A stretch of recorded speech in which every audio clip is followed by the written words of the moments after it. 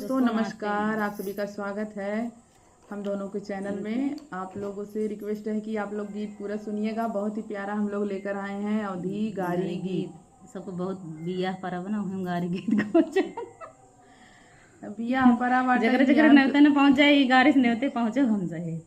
हाँ चला गावा के बाद नेवता पहुंचू जो है नेवता बाद में देखा, पहले गाना गावा।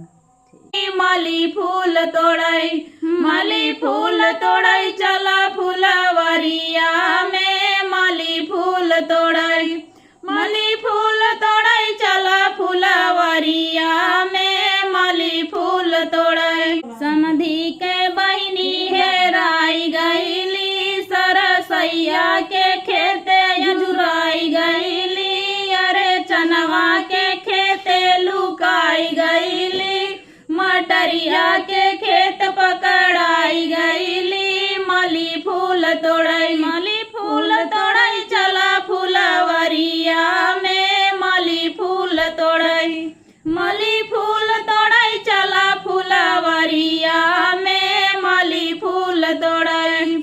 अरे दुल्हा के बहिनी हेराई गईली, सरसैया के खेते जुराई गईली। अरे चनवा के खेते लुकाई गईली, मटरिया के खेत पकड़ाई गईली। माली फूल तोड़ाई, माली फूल तोड़ाई, चला फुलवरिया में। माली फूल तोड़ाई, माली फूल तोड़ाई, चला फुलवरिया में। माली फूल तोड़ाई।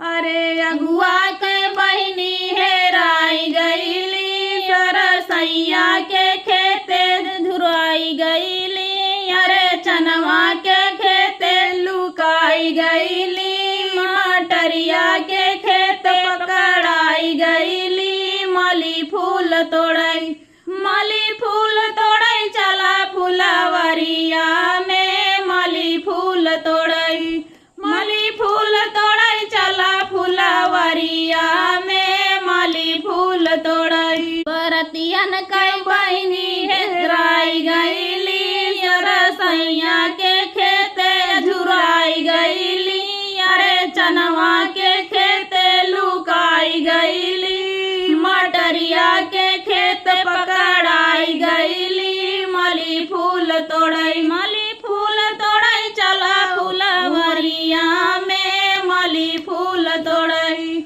माली फूल तोड़ाई, चला फुलवरिया में। माली फूल तोड़ाई।